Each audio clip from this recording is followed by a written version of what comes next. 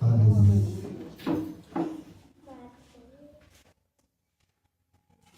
Glórias a Deus. É uma mensagem que eu já ministrei mediante a esse mês que se passou. É uma mensagem que falou muito grande ao meu coração. Glórias a Deus. Livro de Mateus, número 14, e os seus versículos 22 em diante. Aleluia. Louvado seja o nome do Senhor Jesus Cristo. Aleluia. Essa é a passagem que Pedro anda sobre as águas. Aleluia. Vocês encontraram? Livro de Mateus 14 e o seu versículo 22 para diante. Amém? Amém. A tradução que está na minha mão está dizendo assim: logo Jesus compilou os seus discípulos a entrarem no barco e passar diante dele para o outro lado, enquanto ele despedia a multidão. E despedindo a multidão, ele subiu para o monte para orar à parte. E vindo a noite, ele estava ali sozinho. O barco, porém, já estava no meio do mar, agitado pelas ondas, porque o vento era contrário. Mas à quarta vigília da noite, Jesus foi até eles andando sobre o mar. E enquanto os discípulos viram andando sobre as águas, ou sobre o mar, eles se perturbaram, dizendo: é um espírito, e gritando de medo.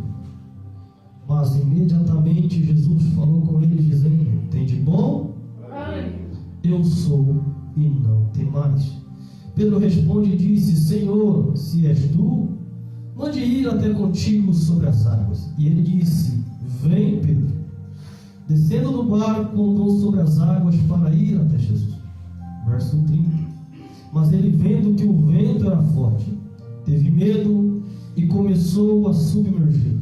Clamou dizendo: Senhor, salva-me. Sente e glorifica o nome do Senhor. Glória a Deus. Aleluia, glória a Deus. Santo e poderoso. Essa é uma mensagem que talvez eu não consiga pregar ela por completo, porque é uma das mensagens que eu fiquei assustado quando eu comecei a ministrar. Ela gastou 1 hora e ainda não terminei de ministrar onde eu fui ministrar. Mas foi uma mensagem que falou mediante ao meu coração. Porque quando eu falo dessa mensagem, eu não foco somente nessa mensagem, mas eu foco nos elementos que estão dentro dessa mensagem. Se a gente que gosta de ler Bíblia, a gente entende de ler Bíblia, a gente fica nessa mensagem com 4 ou 5 versículos nessa mensagem. Pois a primeira mensagem, ela começa em Lucas capítulo 5. Em Lucas capítulo 5, Jesus está à beira do mar de Genezaré, e pregando o Evangelho, ele avista 2 barcos, e um deles é de Simão. Ele pede emprestado. Pedindo emprestado para Simão, ele ministra o Evangelho, e ministrando o Evangelho de Simão, ele acaba de ministrar o Evangelho, ele fala: Simão, veleje pelo profundo. Na tradução da King James, afasta-se da terra. Entenda que quando Cristo quer falar com alguém, ele começa a colocar alguém afastado de outro tipo de pessoa. E quando Cristo começa a falar com Pedro, ele tira Pedro do raso, ele tira Pedro de onde ele consegue andar, de onde ele consegue manejar e de onde consegue. Mas quando eu vejo Jesus no capítulo 5, eu vejo o Pedro frustrado por não ter pescado nada. Eu vejo o Pedro cansado por não ter pescado nada. Mas eu não vejo o Pedro sentado chorando as mágoas, porque Pedro está trabalhando e lavando as suas redes. Entenda que Jesus não é porque eu não ganhei hoje, não é porque eu fiz algo hoje, eu tenho que me ficar frustrado, não. Eu tenho que continuar a fazer a minha caminhada, porque é a minha ferramenta de trabalho. Jesus fala com Pedro, a gente conhece. Pedro, você é ele: Senhor, eu pesquei a noite inteira, não peguei nada, mais pela tua palavra eu lançarei a rede. A gente conhece o texto. No verso 11 desse texto vai dizer que ele deixa os peixes e persegue com Jesus.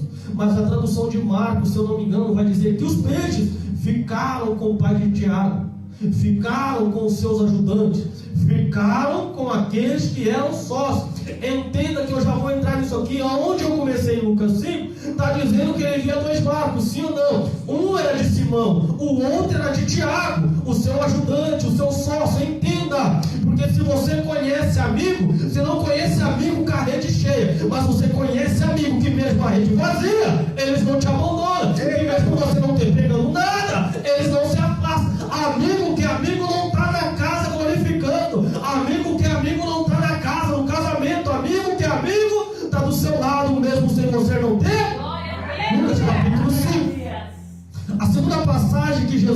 encontra Pedro e Marcos é em Marcos capítulo 4, verso 35. Entenda que em Marcos capítulo 4, 35 ele disse: já sendo tarde, passaremos para o outro lado. E entenda que Jesus vai para a popa do barco dormir. E popa do barco dormindo, a tempestade se levanta no meio do lago de Genezaré novamente. Entenda que um deles grita: Senhor, não te preocupe que nós perecemos. O Senhor levanta. Ele vai até a tempestade e fala: mar, tempestade, silencie, se acalme. E eles, amedrontados, perguntam: quem é esse? Entenda que eu estou falando de uma cultura, meu pastor, que cava Malaquias para começar Mateus, é 400 anos de silêncio. E eu entendo que quando Deus não fala, aí surge história. Que quando Deus não fala, aí surge fábulas. Que quando Deus não fala, aí surge profetas. Que quando Deus não fala, aí surge adivinhos. E quando Deus não fala, aí surge outro tipo de coisa. Entenda que eu vou aplicar aqui agora, que eu estou falando de Pedro, pescador, filho de Jonas. Pedro cresceu ouvindo uma história que na Disney é chamada A Pequena Sereia. Só que para grego é chamada a história de Poseidon. Poseidon é o deus da calamidade, é o deus da tempestade, é o deus da afronta. Entenda que eu estou falando de um deus místico que está aos olhos de Pedro tentando parar o barco. Mas entenda que quando Pedro está imaginando que é Poseidon, o deus da calamidade, tentando calmar o barco ou quebrar o barco, eu vejo um Deus da calmaria, que Isaías disse: este é o apaziguador. Ele levanta e fala: se é Poseidon, se cala; se é demônio, se cala; se é imunda, se cala. Então, quando o homem acha que demônio vai destruir a vida de alguém, eu vejo Deus se levantar e colocar demônio de joelho. Meu Deus, aleluia. Oh, Deus me mandei, aleluia. É forte. Aleluia, Jesus. Você não entendeu? Eu vou traduzir para você. Entenda, vai doer um pouco. Entenda que é assim: a pombagira tentou destruir o meu barco. Entenda que Tranca-Rua tentou matar o meu filho. Entenda que Enxucaveira tentou parar o meu pai. Entenda que quando vocês estão dando crédito a Satanás, é porque Cristo está no barco. Essa ordem que ele disse: vou passar, eu vou passar. Vai ter tempestade, vai ter incrédulo, vai ter que não acredita, vai ter que não porra. Mas eu estou dizendo que Cristo está na boca do barco. Aleluia, Deus, poder, aleluia. Eu não entendi de embarcação, porque eu sou de Minas Gerais não tem mar. O máximo tem um riozinho, a gente passa de canoa, a gente passa banco, mas o texto está dizendo que Jesus está na pompa do barco. A pompa do barco fica atrás, é onde fica o manche. O manche é onde dá a direção. A pompa do barco é onde fica o capitão. Entenda que quando o homem está na frente tentando guiar o barco, a tempestade se levanta. Mas quando ela se levanta, ela não entende que quem está atrás do barco, dormindo, é Jesus Cristo. Entenda que no barco tem tempestade, entenda que no barco tem medrosos, entenda que no barco tem quem não vai chegar, entenda que quem está no barco é homem. A tempestade se levanta, mas quem está atrás, dando direcionamento, quem está atrás, guiando, é o Senhor Jesus Cristo, capitão do barco, o guiador, é o caminho, a verdade, é a vida. No mar eu não paro, a tempestade não paro, porque Cristo está comigo. Então, uma frase que eu coloquei há 15 dias atrás, eu disse que Jesus dormindo tem mais poder que Satanás acordado. Entenda que Jesus dormindo, em silêncio, tem mais poder que quem grita. Eita glória. Deixa gritar, deixa falar, deixa tentar parar, porque quem está guiando o teu barco ainda é. Aleluia. É a primeira, a segunda.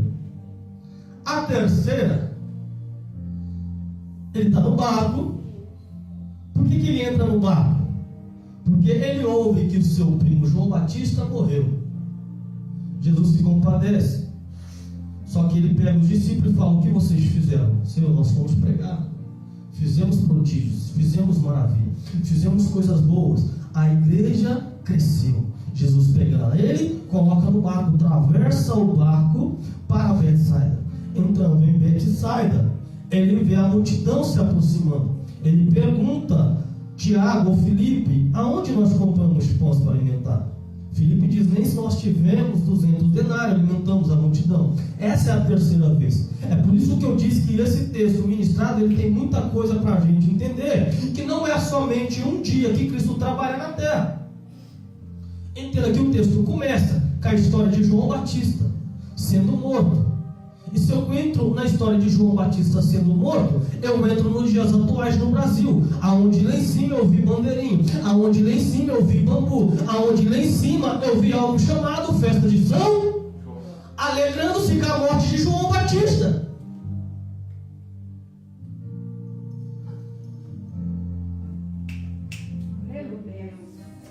É forte, Jesus. Quer que eu aplico? Está no templo o rei. Está Herodita dançando. Herodita dançando, se alegra o rei.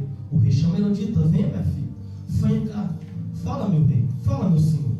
O rei se agradou da sua dança. Peça-me o que quiseres, porque eu vou. Mas ela vai ao encontro da sua. Fala: mãe, o rei me disse que dá até metade do reino.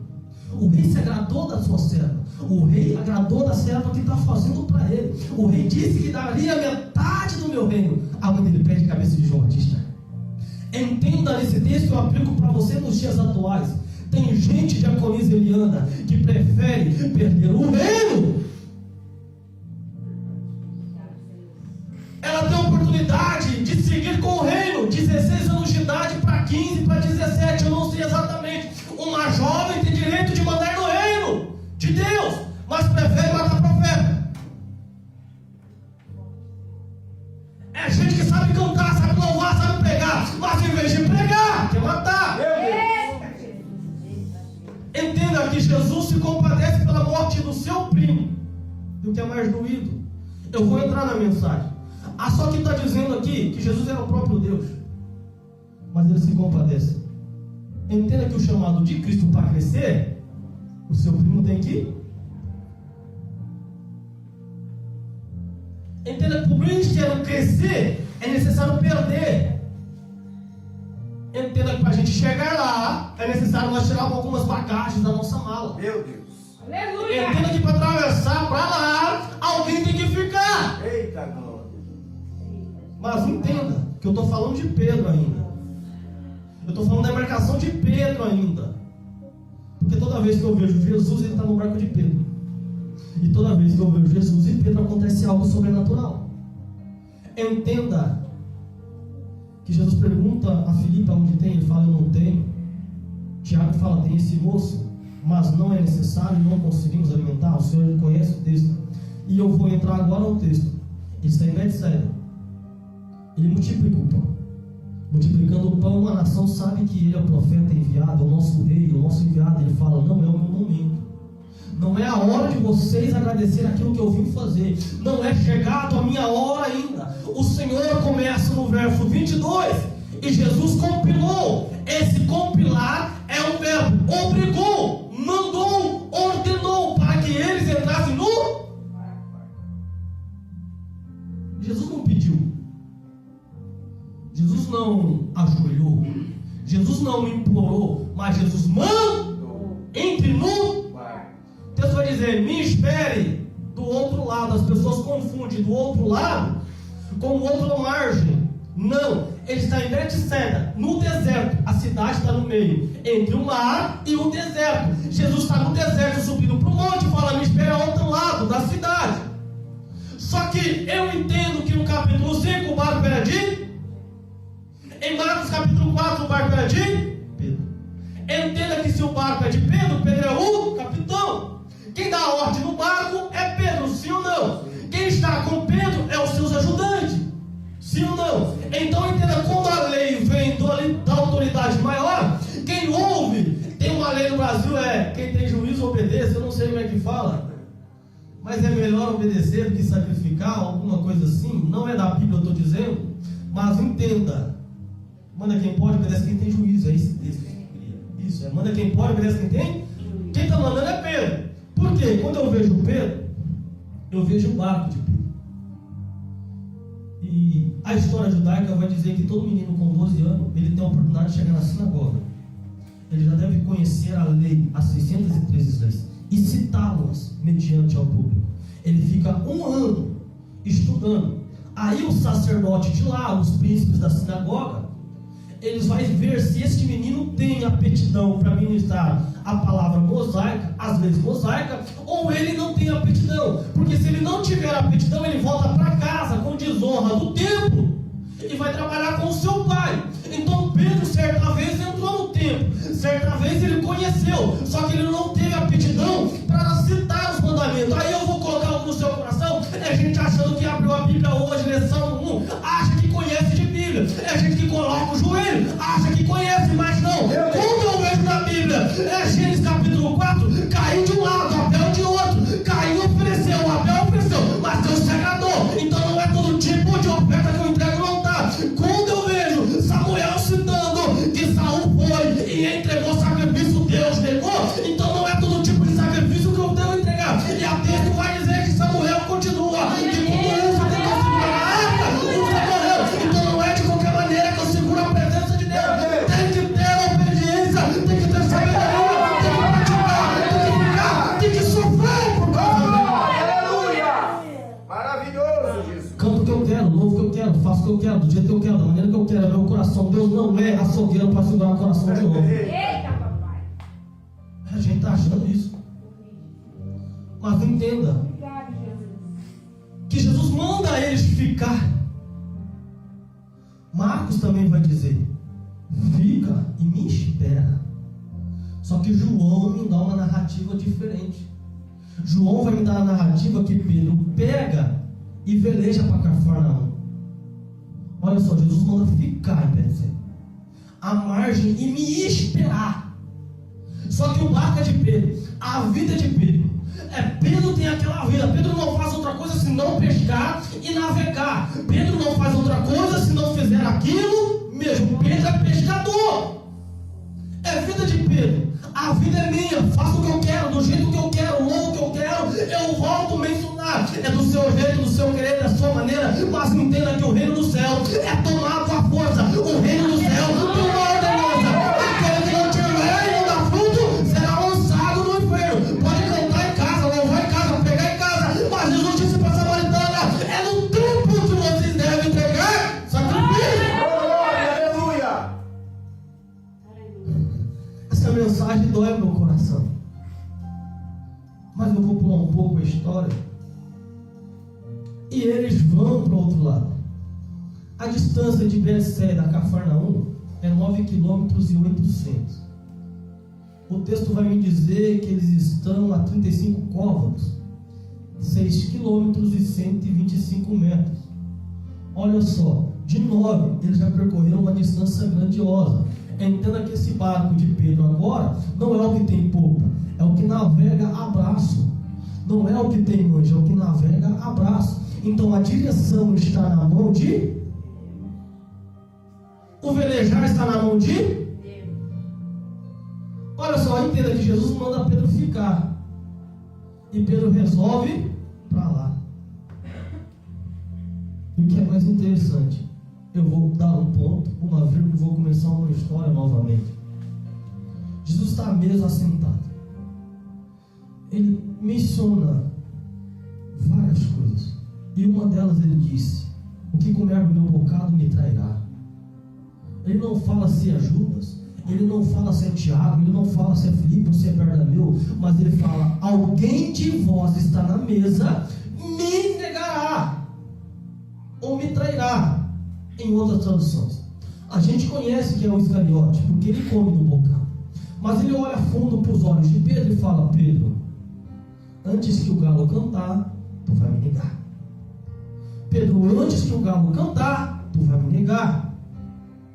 E nesse mesmo texto, antes disso acontecer, dessas coisas maravilhosas acontecer, amanhece o dia. E uma história tão grande foi pregada ontem. Ela começa no 16, no 13 ela vai até no 18. O Senhor ensinando aos seus discípulos a mesa da Santa Ceia, dizendo coisas grandiosas. Ele cita grandioso. Pedro olha para ele: Senhor, não vai, porque eles vão te matar. O Senhor olha para Pedro e fala: afasta-se de mim, tu és minha pedra de tropeço. Satanás tem pedido para se andar contigo. Satanás tem pedido a tua vida. Satanás tem me ordenado que faça alguma coisa, mas eu clamei ao Pai para que não aconteça É Deus clamando.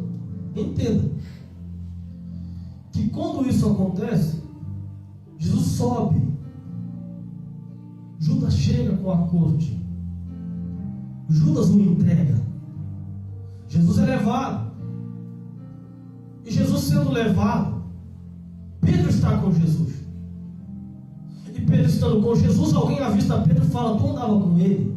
Não, eu não andava. Tu caminhava com ele? Não, eu não caminhava. Tu fala igual ele, veste igual ele, mas não sou eu. O galo canta, Pedro olha para o lado, Jesus olha para Pedro, e Pedro cai em si e fala: eu traí, porque Cristo falou. Entende que quando Deus decreta algo na nossa vida, pode até mesmo eu falando: eu não vou cair, não vou pecar, não vou fraquejar, eu vou pregar, vou louvar, vou cantar, ainda que me der fogo, eu vou fazer a primeira adversidade. Nós não fazemos igual Pedro, não. Sabe o que nós fazemos? Nós abandonamos Jesus, nós não se negamos, nós abandonamos Jesus. Mas o que eu vejo Pedro é, mesmo negando, mesmo aflito, mesmo caminhando, Pedro não se afastou na presença de Jesus, a tal ponto que quando Jesus vai pregar, ele fala: Pedro, vai para casa porque tu tem fé. Jesus disse: sai de perto de mim, Pedro, está andando muito comigo, Pedro. Pedro mesmo negando, ele não se afasta.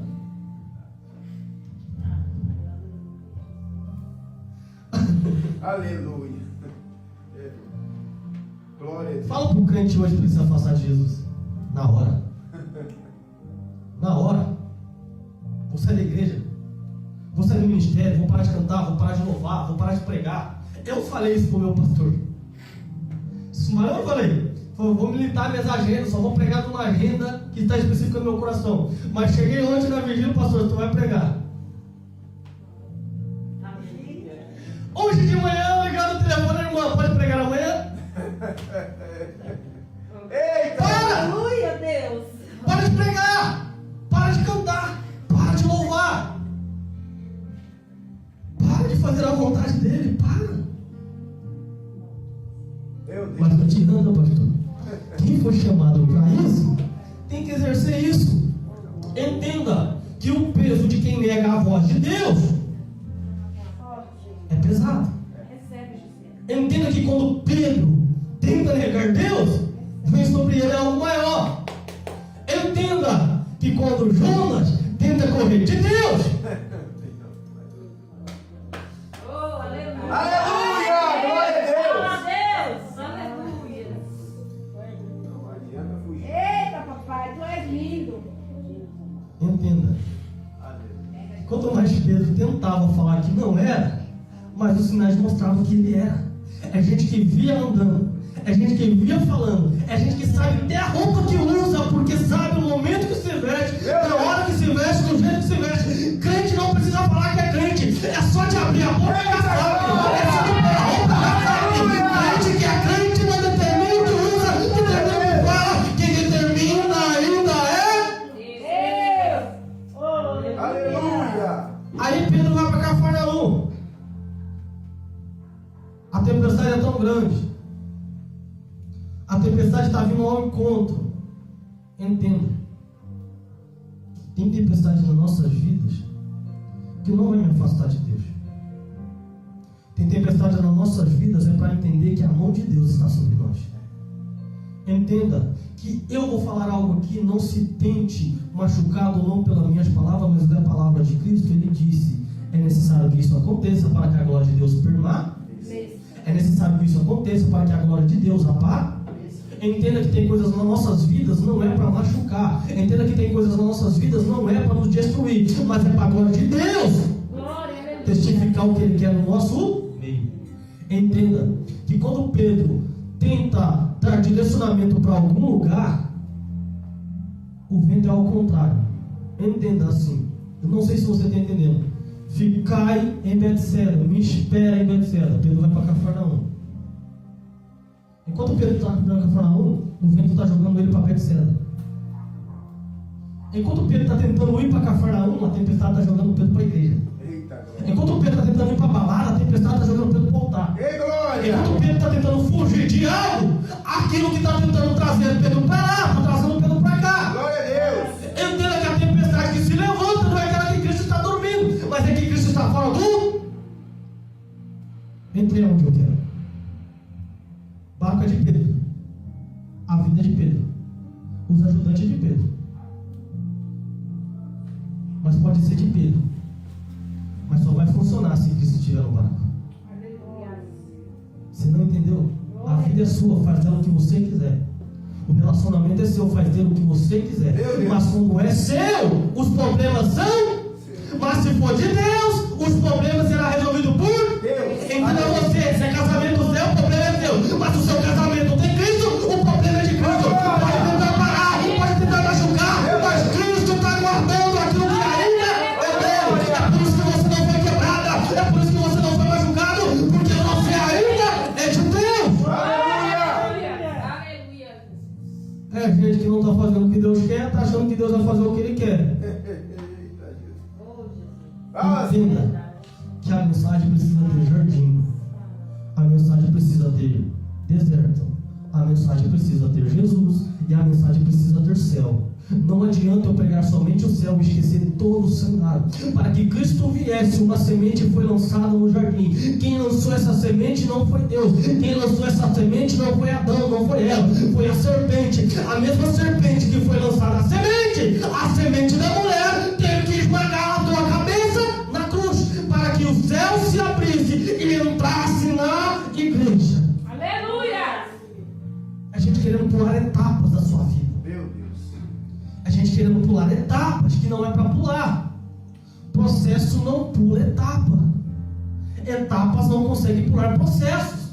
E entenda que antes da bênção chegar tem um processo, sim ou não? Mas depois que a bênção chega tem outro processo maior.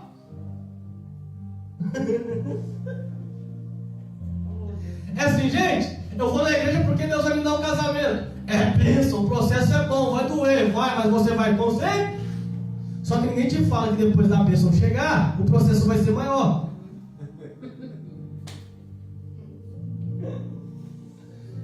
Escola de crente, ela não tem formatura terrena. Enquanto você tem vida, você estuda. Enquanto você tem vida, você pratica. Aleluia! Enquanto você tem vida, você faz. Porque amanhã, se você não tiver vida, bem sabe eu se você foi um aluno bom, uma aluna boa, ganhou uma nota boa na presença de Deus, ou não. Ou faltou uma lição que tinha que faltar.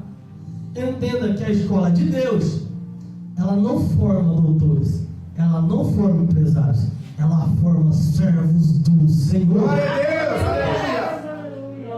Aí, que é o mais interessante, eu tenho 15 minutos e já fecho a minha Bíblia, que vai ficar legal. Entenda que a ordem era para ficar em Betim, mas Pedro foi para Cafarnaum. No meio do mar, a tempestade se levanta.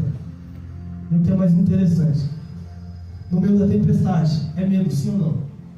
Eles estão no meio do mar, não tem para onde correr. Se pular do barco, ou afunda ou morre afogado, porque a tempestade é grande. Certa vez, se tiver sorte, como Paulo, vai cegar alguma coisa e vai chegar na praia, mas não está no meio. Não tem praia na direita, não tem praia na esquerda, não tem para frente, não tem para trás. Está no meio. Ou eu fico e morro como homem, porque o bom capitão nunca abandona o barco, ele morre com a tripulação. Entenda que a noite é 4 da manhã, de 3 a 6 da manhã, mais ou menos.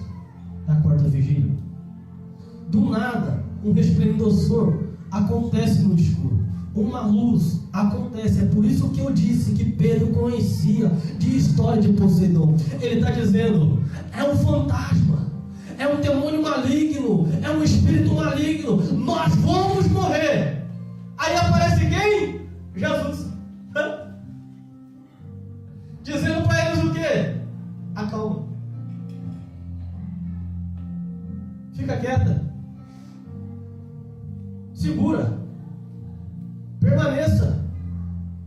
Está doendo, mas é eu. Aí Pedro, se és o Senhor, esse Pedro não tem jeito. Por quê? Na mesa, olho a olho, ele falou, não nego. Mas quem está falando é o... Ele negou. Pedro no barco pergunta, quem é esse? Ele disse, eu sou. Porque tem medo, homens de pequena fé. Porque eu sou contigo. Entenda que ele vai dizer, eu sou. E se é o Senhor, mande que eu vou até aqui. Meu amigo. No barco não tinha pescado nada. Pedro entende de peixe, sim ou não? Talvez a mensagem de Pedro foi: o mar não está para Jesus Nazaré, então que eu vou mandar os peixes ir para o mar. Ele pegou a primeira. A segunda, eles estão comendo.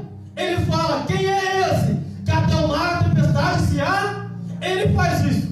Entenda que quando ele está pela terceira vez no meio de barco de Pedro, Pedro fala: quem é? É eu, então venha. Como é que eu aplico isso aqui? Não tem lógica.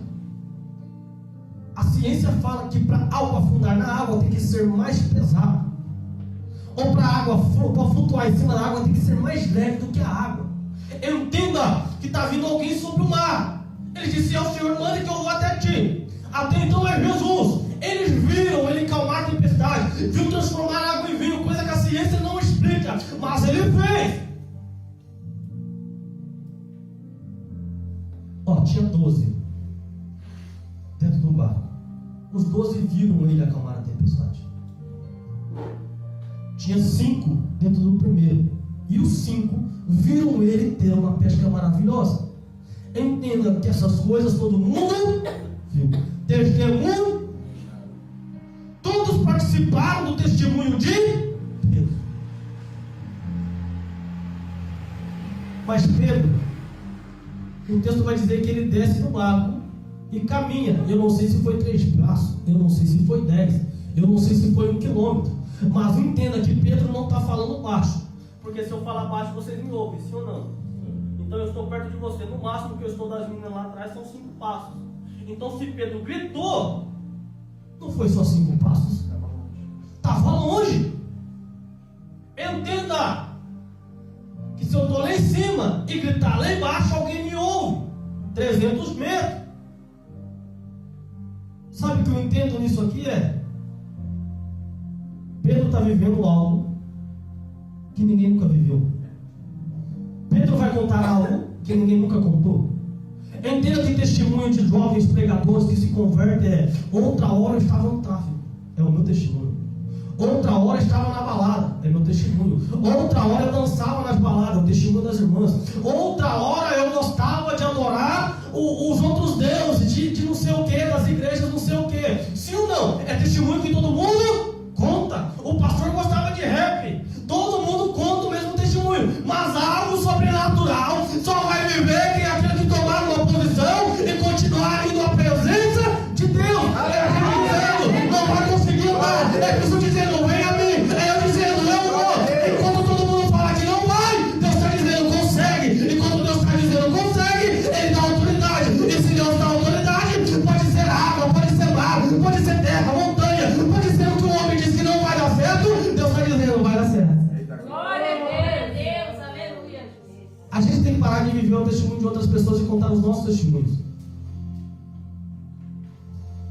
Talvez essa aqui é a história contada.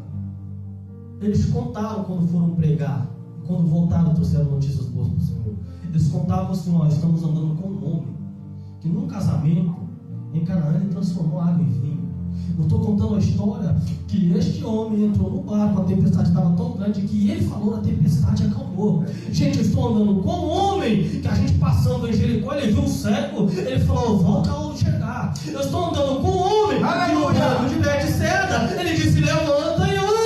Eu estou andando com um homem. Ele vai dizer, talvez o testemunho deles agora na manhã vai sim: a gente estava na tempestade e Jesus veio sobre o mar. É o que Marcos fala, é que João fala, mas eu estou vendo aqui em Mateus dizer que Pedro andou sobre as águas dizendo: eu vi Jesus transformar água em vinho, eu vi Jesus curar cego, eu vi Jesus levantar. Mas Pedro está dizendo: eu andei com ele sobre as águas, eu caminhei com ele sobre as águas. Tinha tempestade, eu andei com ele. Estava tribulado, eu andei com ele. Estava quebrado, eu andei com ele. Eu andei com ele. Glória a Deus. É gente que não tem o pensamento de Sadraque, Mesaque e Abednego. Que pensamento é esse? O pensamento é: nós vamos te lançar na fornalha. Quero ver se o seu Deus existe. Eles dizem: se ele nos tirar, eu glorificarei. Mas se ele não fizer, não quiser fazer, mesmo assim eu o glorificarei.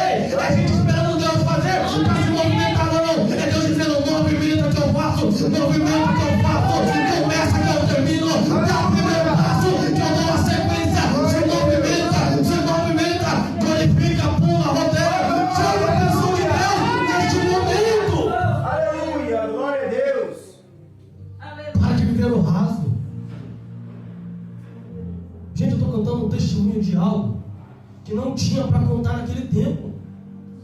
Não tinha testemunho de quem andou sobre as águas, tinha testemunho de quem abriu o mar vermelho, tinha testemunho de quem abriu, mas passar por cima não tinha. A gente tem testemunhos, a gente vive testemunho, mas a gente está parando de acreditar nos testemunhos que a Bíblia nos conta, e acreditar em testemunho que o macumbeiro conta, acreditar em testemunho que outras pessoas contam, mas esquece de viver o testemunho do Deus do impossível, do Deus do sobrenatural, do Deus que abre porta onde não tem porta, o Deus que fecha a porta e o homem não consegue abrir. Meu Deus, é forte. Entenda que quando Pedro dá os passos, ele começa a afundar. Ele começando a afundar, ele faz algo que é só coisa que Pedro faz.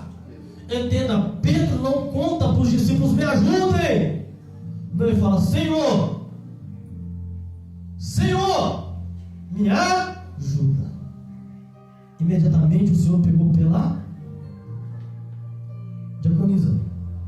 Ele tinha os funcionários, o barco era dele, mas o texto não conta que os 12 foram ajudar Pedro. Andaram com Pedro, ficaram com Pedro em Lucas 5 como um amigo fiel, mesmo sem nada, mas na tempestade estavam com medo. Na tempestade talvez o abandonaram, na tempestade talvez se esconderam, mas eu vejo no meio da tempestade Jesus, um amigo fiel, Jesus, um amigo verdadeiro, Jesus alimenta. É Jesus que faz isso. Eu não conheço Jesus, você não precisa conhecer Jesus que mudou a minha vida, mas a Bíblia está dizendo que Jesus é o amigo que levantou Pedro pelas mãos da tempestade. Jesus é o amigo confidente, honrado no casamento. Jesus é o amigo que mesmo os judeus dizendo que o samaritano não prestava, Jesus estava com o samaritano, Jesus estava com os judeus, Jesus foi pacificador de contenda, de confusão. Jesus foi o amigo verdadeiro para judeu e para samaritano. Jesus foi o amigo para Bartimeu. Jesus foi o amigo do tempo de Betesda. Jesus foi o amigo da coroa. Jesus foi o amigo da fornalha. Jesus foi o amigo do deserto. Jesus foi o amigo do templo. E Jesus é amigo neste culto de hoje. É Jesus o Nazareno que vai fazer você andar aonde ninguém andou, pisar aonde ninguém pisou. É Jesus que vai mudar a tua e a minha história. Se coloca de pé. Glória a Deus, aleluia.